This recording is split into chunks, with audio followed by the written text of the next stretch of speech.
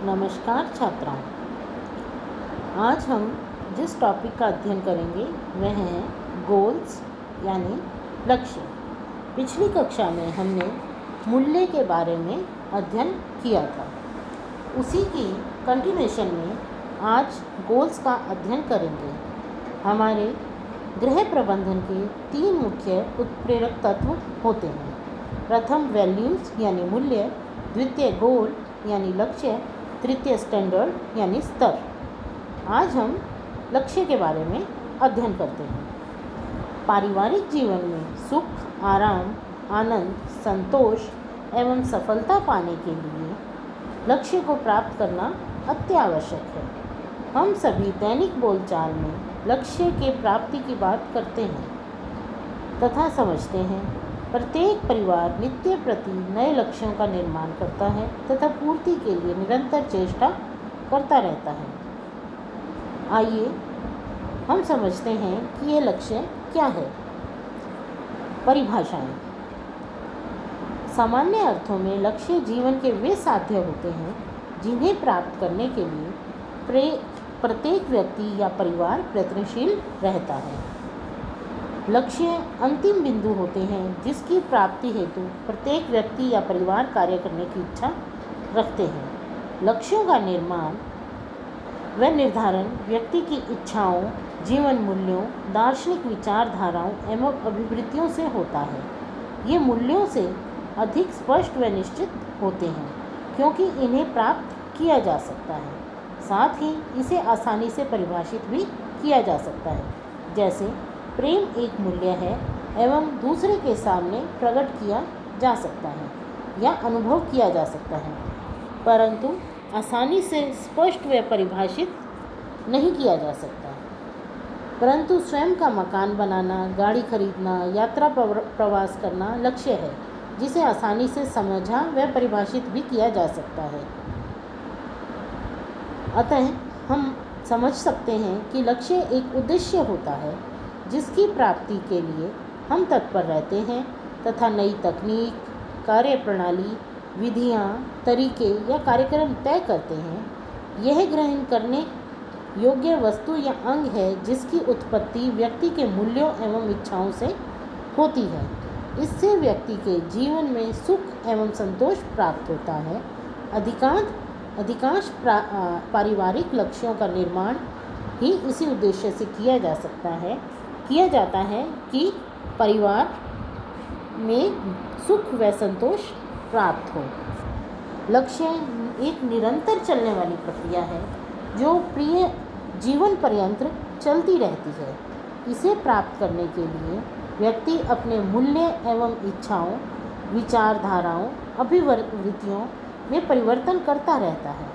यदि उसे किसी लक्ष्य की पूर्ति होने में आशा कम होती नजर आती है तो वह उन लक्ष्यों को छोड़कर नए लक्ष्यों का निर्माण करता है। जैसे कोई छात्र यदि डॉक्टरी पढ़ना चाहता है परंतु बार बार प्रतियोगिता परीक्षा देने के उपरांत भी वह सफल नहीं होता है तो वह डॉक्टरी पढ़ने का लक्ष्य त्याग कर शिक्षक, व्याख्याता या रेलवे की नौकरी प्राप्त करने का लक्ष्य अपनाता है।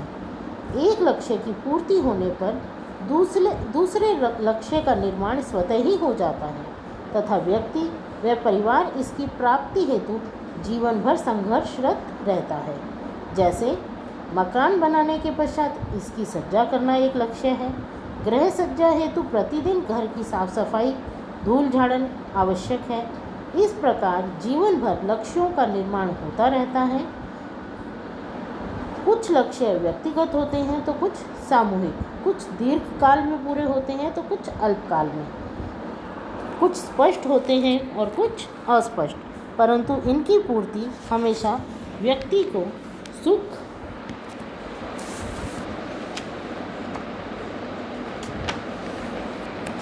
व संतोष की प्राप्ति कराती है। कुछ लक्ष्यों को पूरा करने हेतु संपूर्ण जीवन काल भी कम प्रतीत होता है। जैसे समाज कल्याण का कार्य, परिवार के सदस्यों की शारीरिक एवं मानसिक विकास आदि। आइए अगला टॉपिक है कैरेक्टरिस्टिक्स ऑफ गोल्स यानी लक्ष्य की विशेषताएं। लक्ष्य एक सतत चलने वाली व स्वाभाविक प्रक्रिया है। जैसे ही एक लक्ष्य की पूर्ति होती है, दूसरा लक्ष्य स्वतः ही निर्मित हो जाता है और व्यक्ति या परिवार उस लक्ष्य को प्राप्त करने के लिए फिर से प्रयत्नशील हो जाता है। लक्ष्य समय पर आधारित होते हैं। कुछ लक्ष्य तात्कालिक व कुछ अल्पकालिक होते हैं, जिनकी तत्काल पूर्ति करना आवश्यक होता है, जैसे बस या ट्रेन में यात्रा करने हेतु टिकट कटाना, टेलीफोन बिल जमा कराना आदि। अल्पकालिक लक्ष्यों के पूरा होने में कई घंटों से लेकर कई दिन लग सकते हैं, जैसे खाना पकाना, धुलाई करना, घर की सजावट आदि। कुछ लक्ष्यों की प्राप्ति में महीने, वर्ष भी लग जाते हैं और कभी कभी संपूर्ण जिंदगी के लिए भी एक लक्ष्य निर्धारित होता है, जैसे कोई आविष्कार करना, उच्च शिक्षा की प्राप्ति, ईश्वर की खोज, सड़क निर्माण, भवन निर्माण, किला निर्माण, समाज कल्याण आदि। लक्ष्य परिवर्तनशील होते हैं। व्यक्ति की इच्छा, रुचि, जीवन मूल्य, दार्शनिक विचारधारा, अभिवृत्तियाँ आदि में परिवर्तन होने से लक्ष्य भी परिवर्तित होते रहते हैं। कुछ लक्ष्यों में परिवर्तन की गति इतनी धीमी होती है कि स्पष्ट रूप से दृष्टिगोचर नहीं होता, जैसे पिता व पुत्र के विचार। लक्ष्यों की उत्पत्ति मूल्यों से होती है। यदि एक व्यक्ति के मूल्य धार्मिक व शैक्षिक प्रवृत्ति के हैं, तब वह लक्ष्यों का निर्माण में धर्म व शिक्षा को प्राथमिकता देगा और इन्हीं लक्ष्यों की पूर्ति पहले करेगा। लक्ष्य से व्यक्तित्व का विकास भी होता है। सुनियोजित लक्ष्य से व्यक्ति की इच्छाओं, रुचियों, अभिवृत्तियों एवं मूल्यों की प्राप्ति होती है, जिससे उसे जीवन में सफलता प्राप्त होती है। परिणाम स्वरूप उसमें आत्मविश्वास एवं कर्तव्य के प्रति निष्ठा की भी जागृति होती है।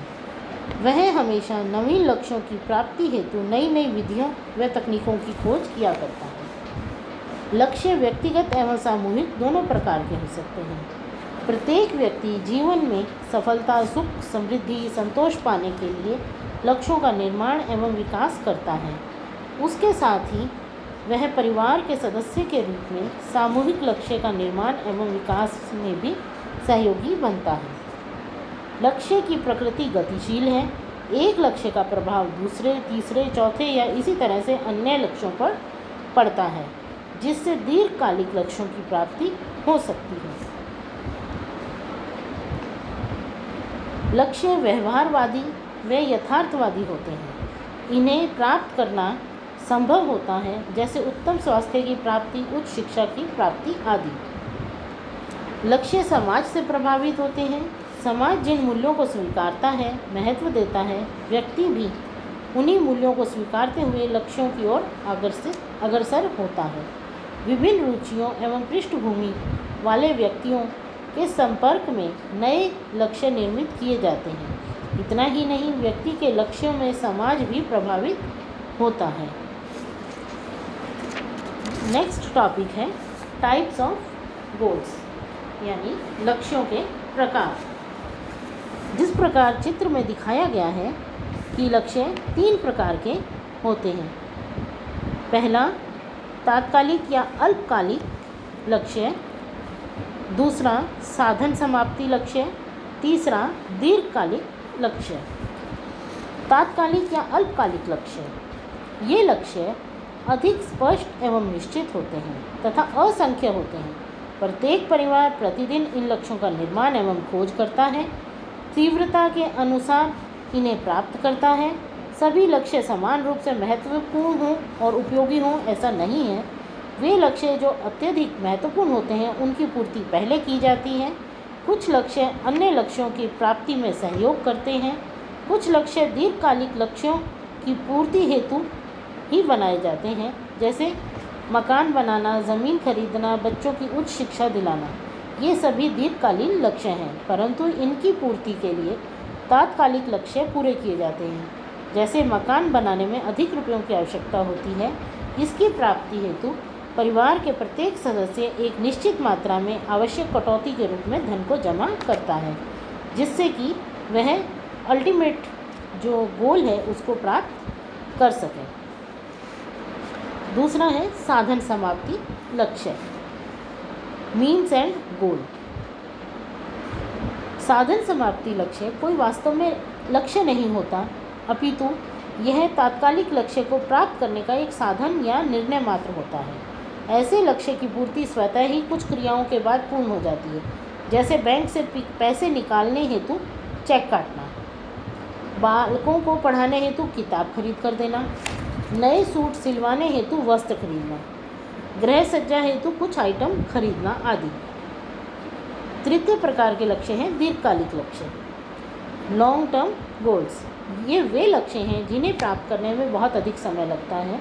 कुछ लक्ष्यों को प्राप्त करने में महीनों व सालों तक लग जाते हैं। वे कुछ लक्ष्यों को प्राप्ति हेतु मानव का संपूर्ण जीवन काल भी कम नज़र आता है। ये अधिक स्थायी होते हैं।